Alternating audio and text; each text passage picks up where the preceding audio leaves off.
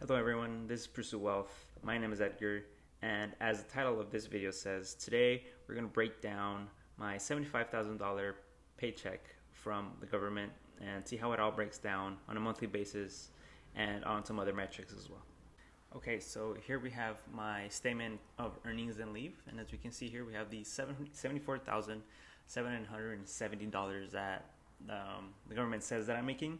However, I wanted to verify that at first just to make sure, right? So I multiplied this 2,866 with 40 cents times 26, which is basically the pay period. So I'm paid bi-weekly. So times 26, and what I actually got was $74,526.40. So somewhere around here, I'm getting shortchanged about $250, somewhere around there. So if anyone knows what that's about, let me know. But yeah, I just thought that was interesting, and I just want to make note of that.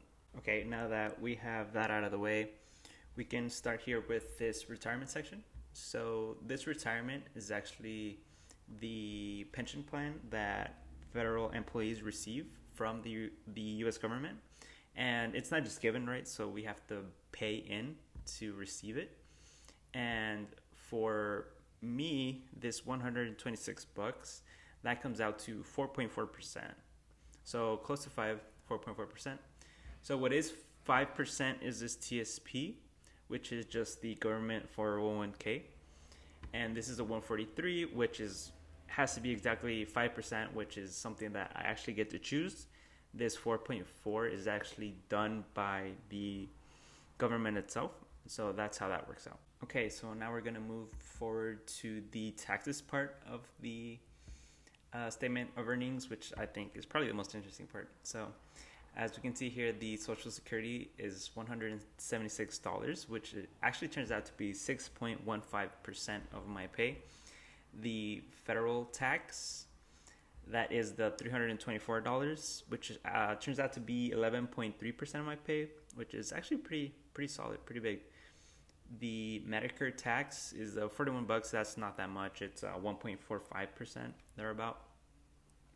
And then we get to this 136, which is actually the taxes for the state of California, and that turns out to be 4.76% of my pay.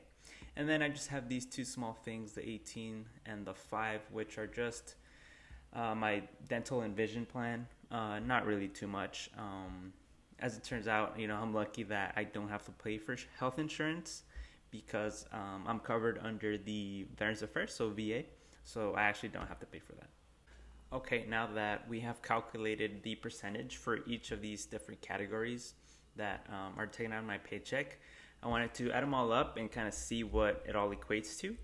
So we'll start with the health insurance aspect of it. So for me is 0.85%, which is less than 1%, which is really, really good, I think, for dental and vision. I'm not sure how many people have both of these things.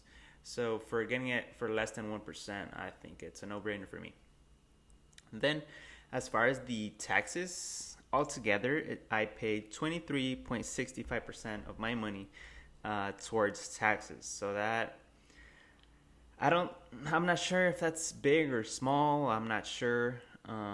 Going into this, into my first paycheck, this is actually my second paycheck just because the dental and the vision plan weren't taken out. So I wanted to wait till I got a proper statement here to make the calculation. So when I first was going to get it, before I got it, I thought, maybe altogether 20% of my paycheck I wasn't going to receive. But as we're going to find out, it's more than that. And then as we take out the retirement, that is 9.40%. So 9.4, which is actually pretty good for retirement. 10% is good, and this is 9.4. Whether I'll see the pension, so from the federal government, that's to be seen. But as of now, I have no issues with that. So we're good on the 9.4%. And if we add it all up, we come out to $1,883, which is actually 66% of my pay, which is kind of wild to think about, right? I made the 74,770, and I thought I was gonna receive 80% of my gross pay. And if I did the calculations, and if I actually got 80% from that, I would be receiving $2,300 biweekly, right? So for me, I was already making plans with what to do with the money. I thought I was going to get that much money. I thought I could move out of my small little apartment and go to a nicer one. This one's super, super old. So I thought I was going to get to move to a nice one. I thought that I could have money to get a new car or something like that. But as it turns out, I don't think that's going to happen right now, just because of how much money is taken out. This figure was, it was really surprising. It really shocked me. And at first I was kind of sad about it, of how much money I wasn't going to get. But afterwards, I think it just kind of sparks something, you know. It kind of makes you think about what you need to do in life. So that's kind of the next thing I want to talk about. Okay, so now that we went over how much I actually receive from my paycheck, I think we go into probably the most interesting part of all this, which is kind of why this matters. So, right? So, given the fact that I thought that I was going to get more money than I actually did, it kind of made me think, you know, this 9 to 5 thing is definitely not it, you know. I think $75,000 in some areas is probably a really good amount, and you can probably make a decent life for yourself with that money. However, me living in California, this is actually very, very little. And I actually want to make another video about this, of how what I make, how it fits into these different molds, these budgets. For example, I think the 50-20-30 rule, things like that. So I'm going to try to do another video on that. And, you know, this is my first job right at college, which is actually really good to make $75,000 worth, right? I was applying to different jobs before I received this one. And the median pay, which was about $55,000, give or take $5,000, which is a huge amount, right? We're talking about a $20,000 difference. And we're seeing that, like, this $75,000 is not enough as is, right? So I was going to make $20,000 less per year, which is pretty wild to think about. And I did a little research as well, and in California in general, I believe, or in Los Angeles, right? What people get paid on a usual basis is $62,000, right? So I'm already above what most people make, and that's just wild to think about, right? And you think you're doing good, you're even, or you're above average even, such as what I'm at here, and it still comes out pretty crazy that you don't get as much money as you actually think you're gonna get, which is pretty wild. And then it goes into kind of why I'm making this YouTube video to begin with, right? I want to create different opportunities to create money. And, you know, other people have success with YouTube. I wanted to give it a try. Not that maybe I'll even be successful, but at worst, this will help me document my financial journey.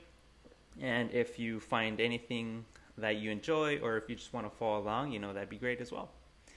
And also, I want to use this as kind of a learning process for myself to create something. I think in this COVID world, we've all been kind of stuck in, kind of consuming content, and I just wanted to let something out and to create something.